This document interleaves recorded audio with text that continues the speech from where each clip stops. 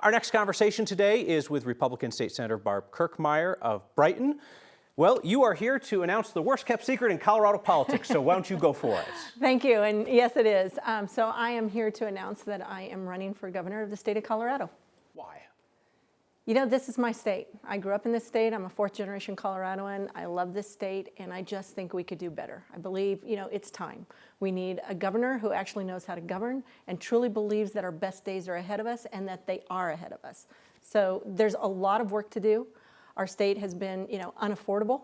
It's unsafe. It's unraveling in areas, and I think we need to get back on track. In fact, there was a poll even in the paper today about how people just think we've gone off course and we're going the wrong way. I think I'm the person that can get us back on track and get us to a great place.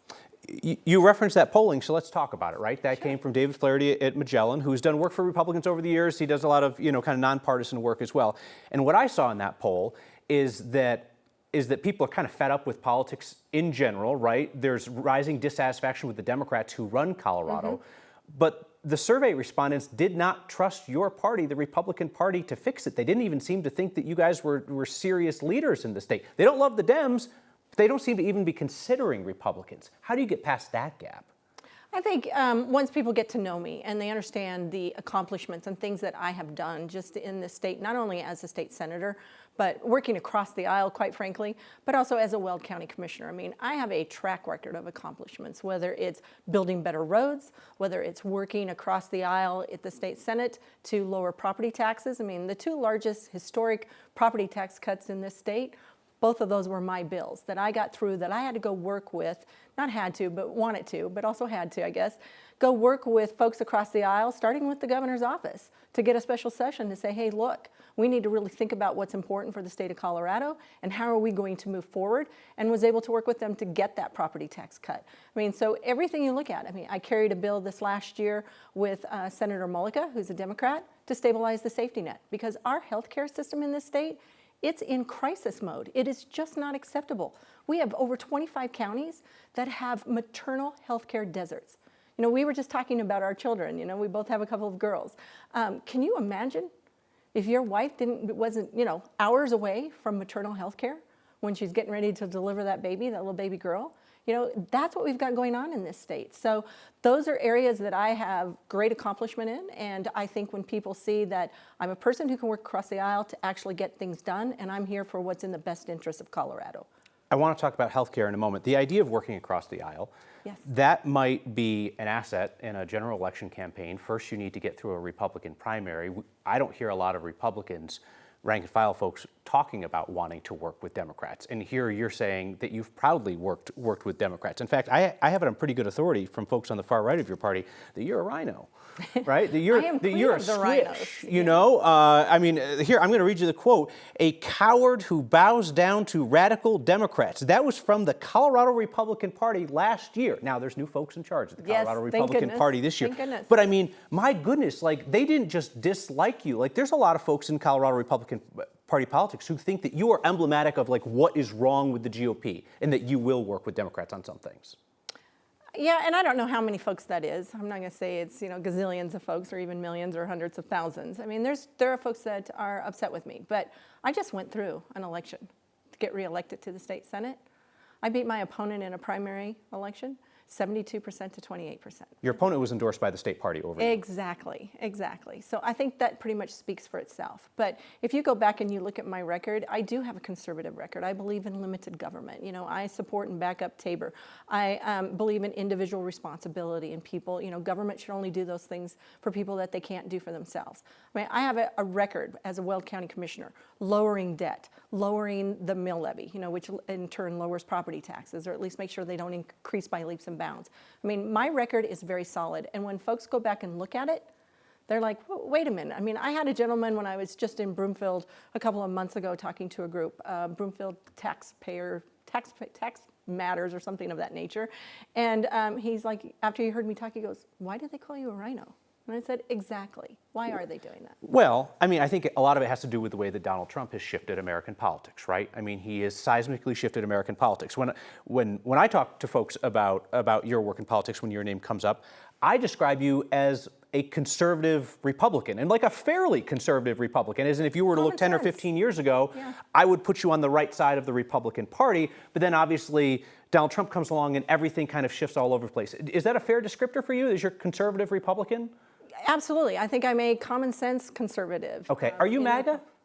I support Donald Trump. I supported him in his elections and when he was running for president. Yes. So, I think it's important that we have solid people that are running and Republicans. And I think you asked me this before on your show, and I said, yeah, that I would be supporting Donald Trump should he get the nomination, and I did. Yeah, and I guess there's a difference between support Donald Trump if he's the Republican nominee and I'm MAGA. I identify with him as, my political North Star. And some people in your party do. Do you view yourself that way as part of the MAGA movement?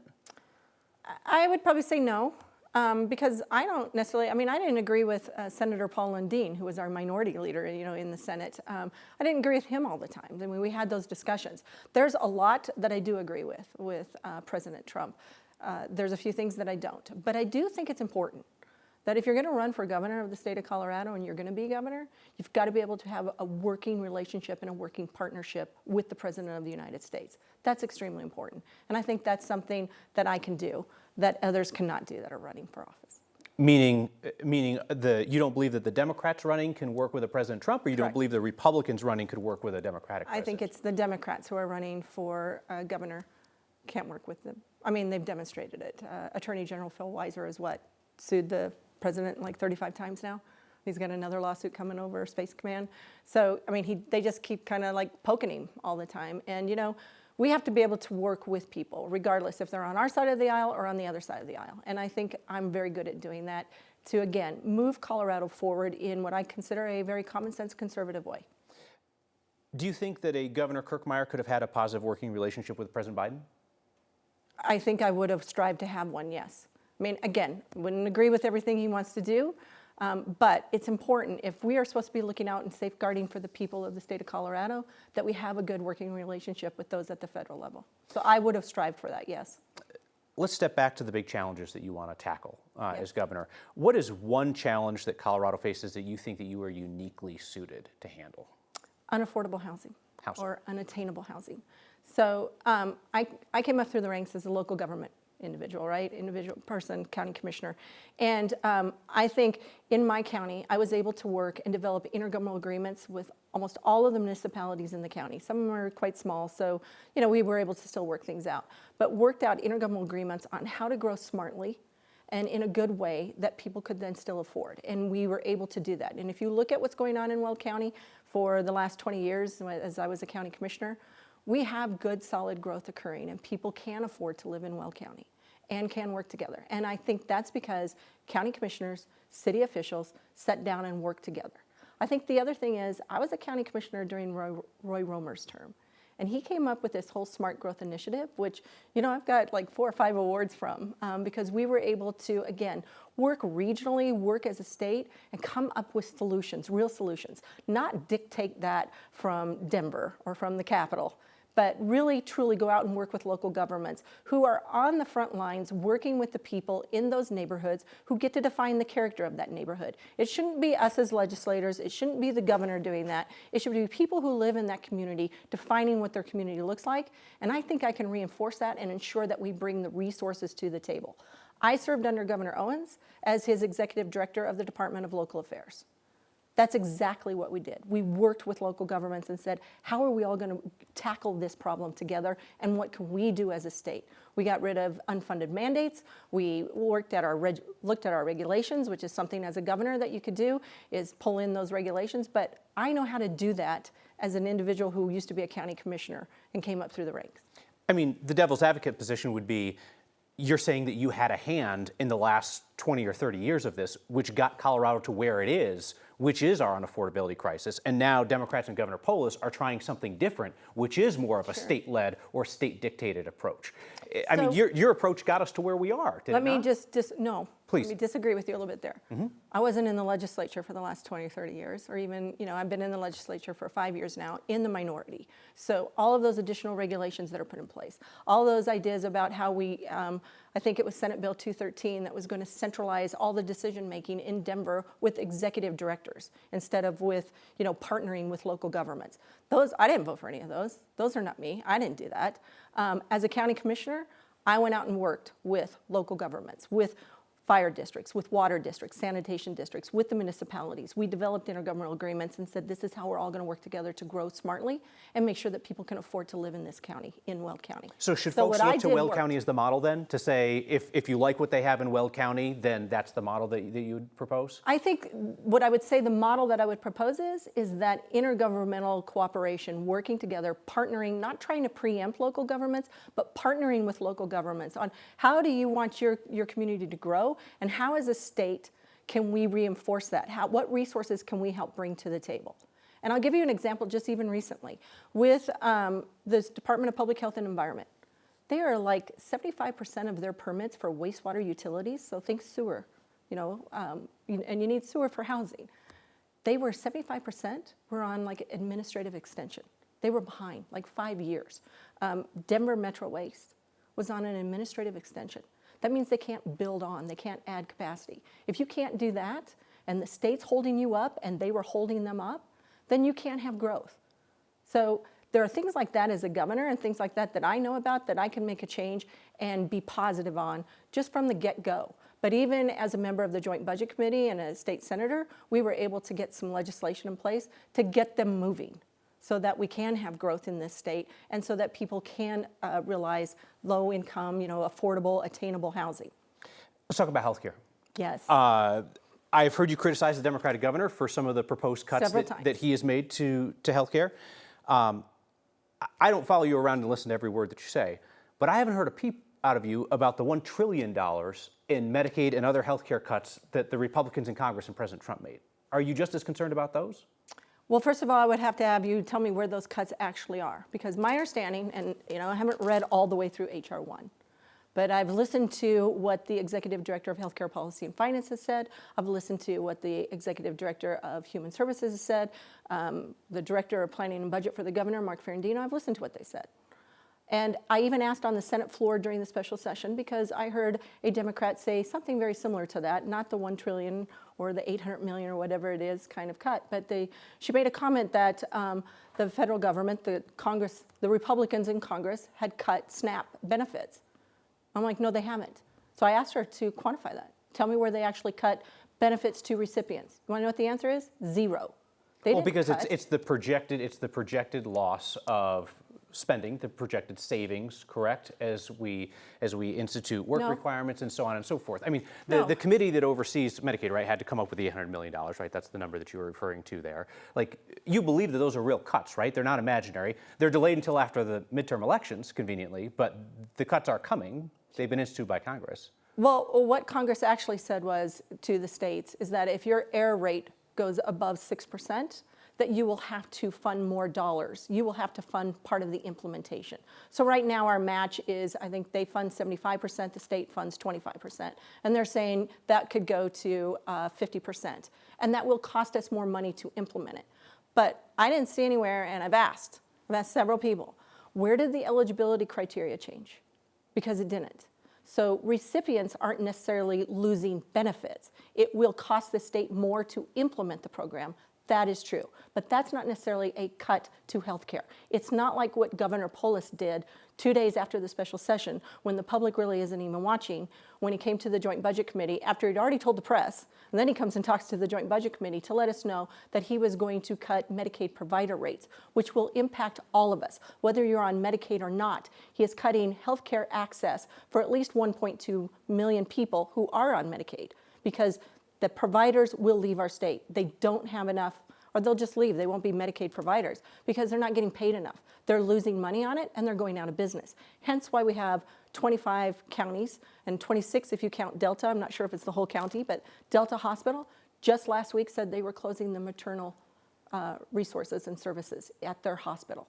You had an alternative idea of how Colorado should cut its budget gap rather than what the Democrats in charge decided to do. They decided to dip into reserves for about a third of it. The governor made those cuts and others that you talked about for a third of it. And then Democrats raised taxes on businesses for closed loopholes, however you want to describe it, for about the other third.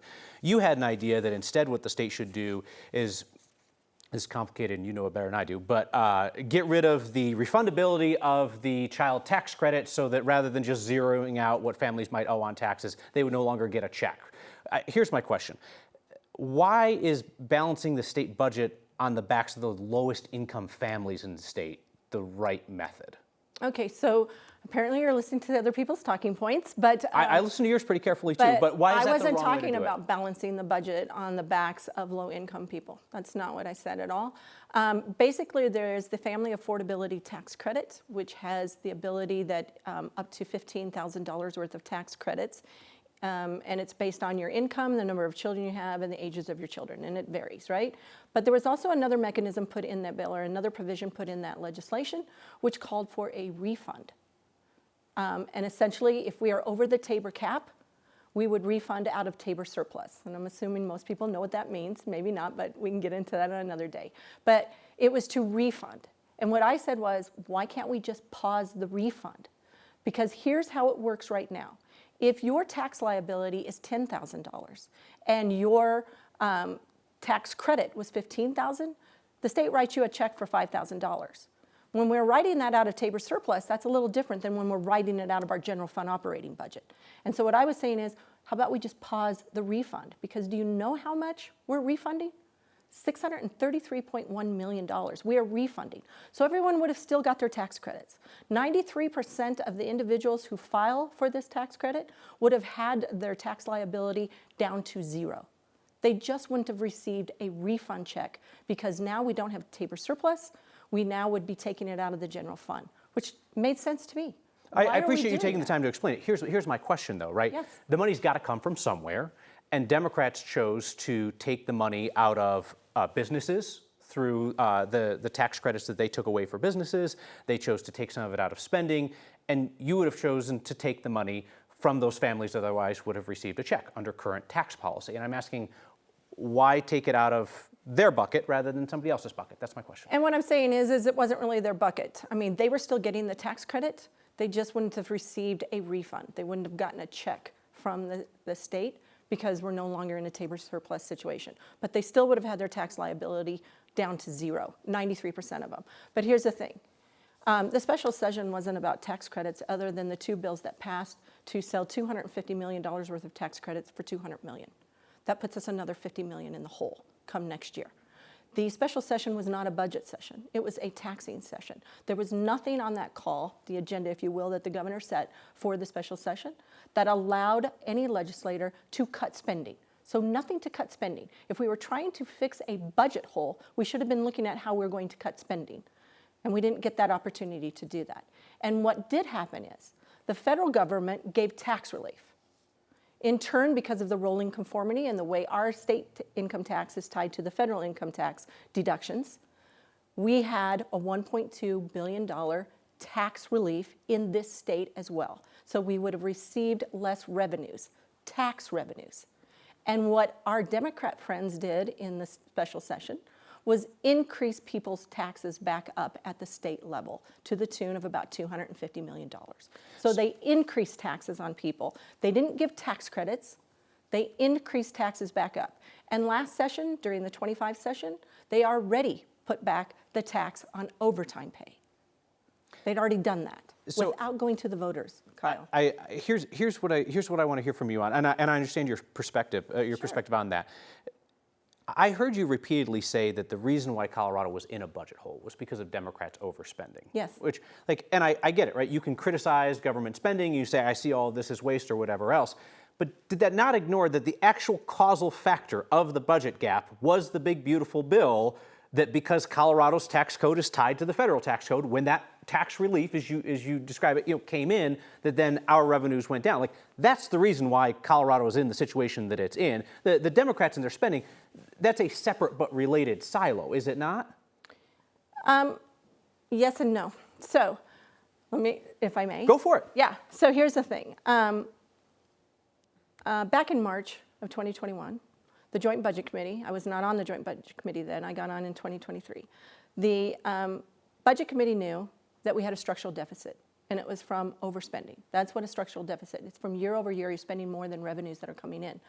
They took programs, money that was supposed to be one-time funding from COVID, the American Rescue Plan dollars. They took those, and instead of using them for one-time things, they started programs. They started a new department. They started new offices. They started a new administration. They started all these new programs, and we kept overspending and overspending. So last year, in the 25 session, when we knew this going into it, starting off, because actually Director Ferrandino told us in 24 that we were going to have problems. We weren't going to be able to balance the budget. We weren't going to be able to pay our bills, as he likes to say. Well, in 25, when we were going through and developing the budget for the 25-26 year, we were $1.2 billion already in the hole. But when you walked out the door of the last year of the legislative session, let me go. did you have a balanced budget when you walked out the door? Yes. You did have a balanced budget. Well, and okay. then what happened? Okay, let me finish. Then Trump's budget bill passed, and Nope. now you don't have a situation. No, you missed June 18th. Go ahead. So we do. Our budget has to be balanced by the Constitution. There are like 3 times in the year that it actually has to be balanced. Once the governor signs it, it has to be balanced. When the governor signs it, it has to be balanced. After that, it doesn't necessarily have to be balanced. They use the reserve like it's a checking account. Money goes in, money comes out, they use the reserve. But we do have a requirement for a 15% statutory reserve. So on June 18th, when the Joint Budget Committee met to hear the forecast, so June 18th is before July 4th. We heard right then from both Legislative Council Services and the Office of State Planning and Budget, so the legislative side of the budget and the governor's side of the budget, that we were going to be close to $700 million in the red. In other words, starting off the next budget year, we already know we're $700 million in the red. H.R. 1 had not been passed. It was not based on H.R. 1. It was based on spending, and that we didn't make enough cuts to our general fund operating budget in 25 session for the 25-26 budget. And we knew that. I mean, I told them all on the last day before we sent that budget across the street to the other 94 legislators that if you started looking at this, once again, you've done one-time cuts or one-time moves, one-time gimmicks in the budget to the tune, at one point, I told him then, I said, my guess is we're going to be $500 or $600 million already in the hole starting the next year budget. And on June 18th, we found out at $700 million. So you set that aside, and that is one $700 million. That's the budget that we're going to have to fix. And somewhere in this next year, in this current fiscal year, before we get to the following 26-27 budget, we are going to have to balance that $700 million. Then what happened with H.R. 4, because of all the tax relief that was provided at the federal level. H.R. 1, yep. I'm sorry, H.R. 1, thank you, yep. On July 4th. Because of all the tax relief that was provided in H.R. 1 at the federal level and also provided tax relief at the state level, we end up there's a $700 million gap. We're short that much in revenues coming in. Now that could change some, and it probably will when we start getting into the September forecast and the December forecast. We'll see really what that gap is, but there is a gap. And that's why the bill that I proposed, let's put a pause when we aren't over the Tabor cap, when we don't have Tabor reserves or surpluses, how about we just pause that refund? You still get the tax credit. You still get to have your tax liability go down to 0. We just aren't taking the refund out of the general fund now. That's what that was saying. And that's why I think that was so important. I don't understand why we didn't pause some of the tax credits. But when they did sell tax credits and they shortchanged them, that just makes our budget worse. And here's the other thing with all of their tax increases.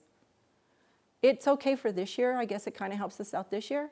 But in the 26-27 budget year, we will be in a surplus situation. So we literally are taxing people more this year just so we can refund it to someone else next year.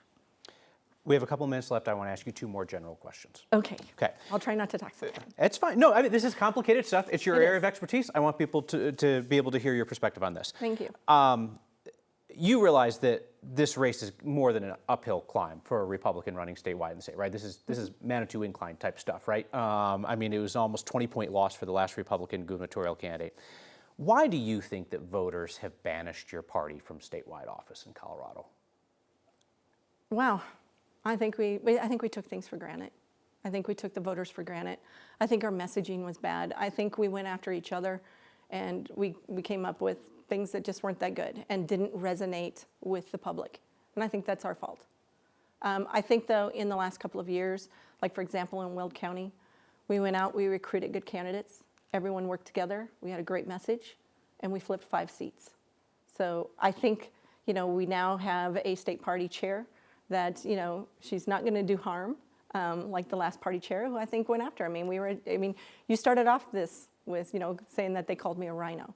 I wasn't the only elected Republican that was being attacked. There were several of us that were being attacked by our own party, which just doesn't make sense. So I think just people saw all that infighting and didn't like it. They just didn't like it. And then last question, I know this is a topic that you love. I've asked you about this before. I think it's interesting. So in 2013, you helped lead that secession effort to have Northern Colorado break away and form a 51st state. And you're announcing your campaign at Fort Lupton, which was the campaign night headquarters for that effort in 2013. That's right, it was. It was. So I guess here's my question. You've said that you saw that effort as a success because it was intended to send a message as opposed to actually break away and form a new state. But why should Coloradans elect a governor who tried to lead a breakaway state? Sure. And I actually didn't try to lead a breakaway state. I went out and talked, and by the way, it wasn't just me who said that. It was then Governor Hickenlooper who said that it was good and it was successful and it was good for our state, because then he started paying more attention to rural Colorado. But what I was leading is what I was hearing from my constituents, and I would do this again. They came to us, we had 7 regional meetings, and they said, yeah, we think you should put it on the ballot. We want to figure out, is there a way for us to succeed from this state and create our own state because of this rural-urban divide that was going on? And it was very real. And I think, again, if you talked to Governor Hickenlooper at that time, he would have agreed with us at it, and he talked to us, and we worked on things afterwards even with regard to that. And so my response was, oh yeah, we're just going to go move forward. My response was, well, let's put it to a vote. Let's make sure, because everybody said, well, why don't you survey everybody? And I'm thinking, well, the best survey is a vote. People can come vote on it. And people did vote, and they said no. And then we stopped. They said, no, we don't want to succeed as a county. We do not want to succeed. And so we stopped. So we listened to our voters all the way through. We had a lot of people who said, we want to do it. We said, let's make sure everybody wants to do it. We put it on the ballot. They said no, we stopped. I think that's the responsible thing to do as an elected official. Instead of just saying, yeah, I think I heard enough, we're just going to go after it. We went, and we didn't do a survey, we just did a vote. Let's find out. Do you think the urban-rural divide in Colorado is better or worse than it was 12 years ago? I think it's been getting worse. I think, it maybe stayed the same for a while there, but I think just recently when you start talking to people about roads, about affordability, about the cost of living, about where their housing is, the issue with water, like what do we do with water, who's taking water from whom, that kind of thing. I think it's starting to get worse. I think it doesn't seem like it's gotten better. I mean, if you just listen to people. So no, but I think... Is the idea of a new breakaway state a reasonable idea now? I don't know. I haven't really been hearing anybody talk that much about it. So, I mean, I haven't had constituents come to me and say that that's something we really want to do. We didn't have forums and meetings and have a bunch of people show up. I mean, we were meeting at fire stations and they were packed, kind of thing. So I haven't really had that now. But I think people are saying it's time for a change. We need to have different leadership. We need to have people who understand about rural Colorado. I mean, I grew up on a dairy farm. I owned a dairy farm. I live in rural Weld County still and have that kind of background. So I think I can help bridge that divide. Senator Kirkmeyer, we're out of time. Thank you very much for your time and your perspective. Thank you. Appreciate it.